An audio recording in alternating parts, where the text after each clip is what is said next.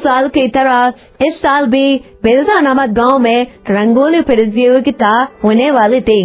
इस साल भी वहां के चौधरी सुरेश चंद्र ने पहले से ही एक बहुत बड़े रंगोली डिजाइनर को शहर से बुलवा लिया था। पिताजी, आप तो जानते हैं कि हर बार की तरह मैं ही रंगोली प्रतियोगिता जीतती हूँ। आपने रंगोली डिजाइनर को बुलवा लिया है ना? किसी को कानो कान खबर ना हो कि हम रंगोली बाहर से बुलवा कर बनवाते हैं। सबको हर बार की तरह यही लगना चाहिए कि रंगोली मैं बनाती हूँ। चिंता मत करो छाया बेटी, मैंने पहले ही सब इंतजाम कर लिया है।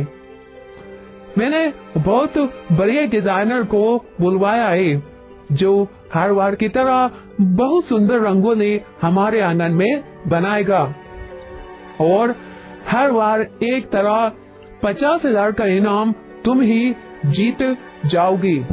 किसी को कुछ पता नहीं चलेगा, तुम इस बात से बेफिक्र रहो। पूरे गांव भर में किसी की हिम्मत नहीं है जो मेरे आगे कुछ बोल सके।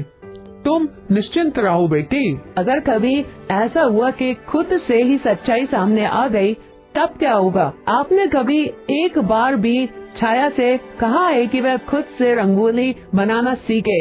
जरा कमलेश की बेटी सुरेखा को देखिए। कमलेश की बेटी सुरेखा खुद से इतनी सुंदर रंगोली बनाती है। सिर्फ और सिर्फ आपके पैसे की रंगोली के आगे वह हर साल हार जाती है। नहीं तो वह सबसे अच्छी रंगोली बनाती है। तुम तो चुप ही हो जाओ। जब भी बोलती हो अपनी जुबान से कड़वा ही बोलती हो। क्या तुमसे अपनी बेटे की खुशियाँ देखी नहीं जाती? तुमको हमेशा उस गरीब कमलेश की बेटी सुरेखा का ही ख्याल रहता है। अरे भाई, गरीब है, जितनी चाहे मेहनत कर ले, वह मेरी बेटी से कभी आगे नहीं निकल सकती, समझी? माँ, तुम तो चुप ही रहा करो। हमेशा उन गरीब भिखारियों की ही तरफदारी करती रहती हो। कभी आपने मेरी तरफ भी देखा है? आप तो चुप ही रहो। छाया की माँ उस समय चुप हो जाती है, लेकिन वह हमेशा अपनी बेटी छाया को यही समझाती है कि वह खुद से मेहनत करना सीखे, खुद रंगोली बनाना सीखे। लेकिन छाया अपनी माँ की बात को एक कान से सुनकर दूसरे कान से निकाल देती थी। वह अपनी माँ की बातों पर खास ध्यान नहीं देती थी। उसे ऐसा करने में अपने पिता का भरपूर सहयोग मिलता था। उधर कमलेश की बेटी सुरेखा रंगोली बनाने की तैयारी कर रही होती है। हाँ, ये देखो, मैं कितनी सुंदर सुंदर फूल लेकर आई हूँ। रंगोली बनाने के लिए काम आएगा। अरे वाह बेटा, ये तो बहुत सुंदर है। अच्छा, मैं तेरे लिए सारे जरूरी सामान जो रंगोली बनाने में तुम्हारी मदद करेंगे वह निकाल दिए हैं। तुम एक बार देख लो, अगर तुम्हें किसी चीज की और जरूरत है तो मैं वह भी निकाल देती हूँ। तुम एक बार अपना सारा सामान अच्छे से चेक कर लो। बहुत अच्छा किया माँ। देखना, मैं इस बार इन सारे सामान के इस्तेमाल से बहुत ही सुंदर रंगोली बनाऊंगी। पर क्या हुआ बेटी, तेरा चेहरा एकदम से उतर क्यों गया? क्या कोई परेशानी है? मुझे पता है हमारी बेटी का चेहरा क्यों उतर गया है, क्योंकि मैं जानता हूँ कि हर बार की तरह चौधरी फिर से किसी रंगोली डिजाइनर को बुलवाएगा और रंगोली प्रतियोगिता बड़ी आसानी से जीत जाएगा। पूरे गांव में किसी की हिम्मत नहीं है कि उसके सामने जुबान खोल सके। बस इसीलिए उसका चेहरा उतर गया और ये उदास हो गई।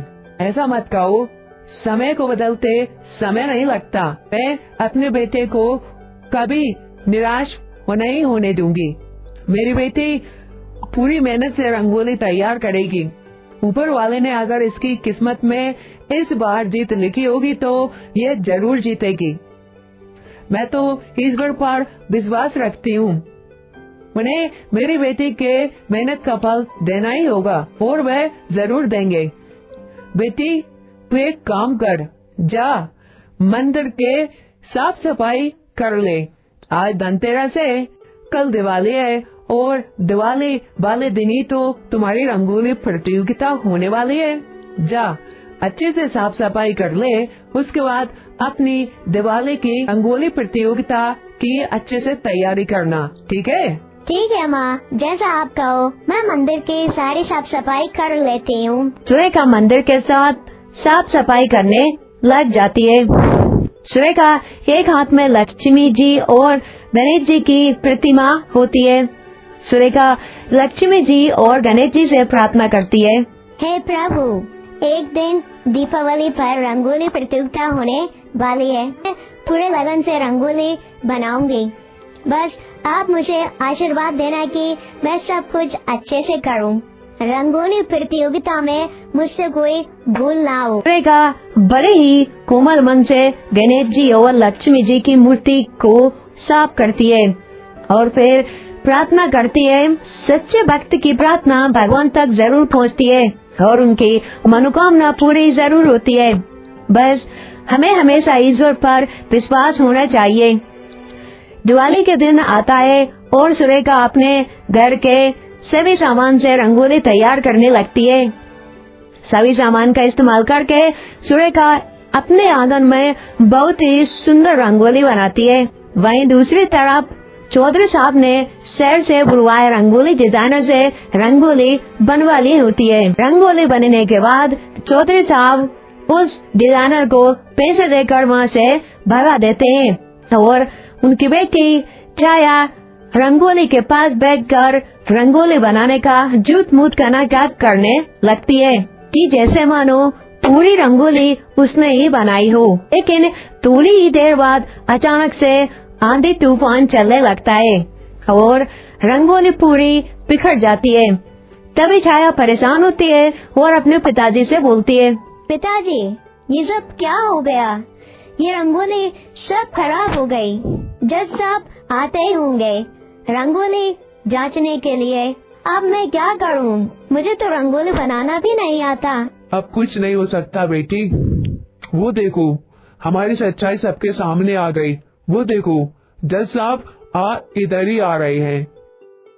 चौधरी साहब, आप हमेशा हमसे झूठ बोलते आए हैं कि रंगोली आपकी बेटी ने बनाई है, परंतु सच तो ये है कि आप शहर से रंगोली डिजाइनर को बुलवा कर रंगोली बनवाते हैं और फिर झूठ मूठ का दिखावा करने के लिए अपनी बेटी को वहाँ बैठा देते हैं ताकि ऐसा लगे कि रंगोली आपकी बेटी ने बनाई है।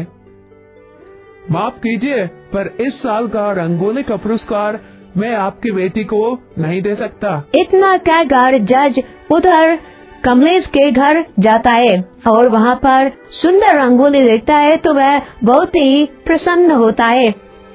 घर के सामान से बनाई गई रंगोली बहुत सुंदर लग रही होती है। सुरेखा बेटी, तुमने घर के सामान का उपयोग करके बहुत ही सुंदर रंगोली बनाई है।